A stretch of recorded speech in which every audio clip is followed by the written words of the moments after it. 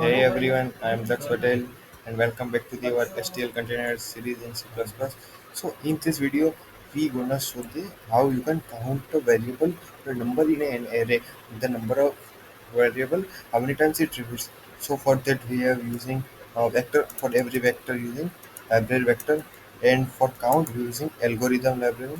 We imported both, and then where as usual we can declare a create occurrence function, and in that function we can count number from beginning to the number end, and if the target number is there, so it can increase the count. Int main vector int data, and then its value 1 2 3 4 5, and a variable called int search value, and then c in for search value user input.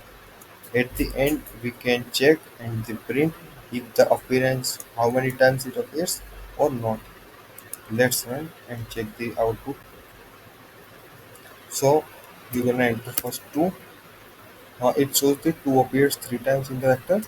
Let's check again a case. In this we enter 1 and it shows 1 appears 1 time. Okay, thank you for enjoying video.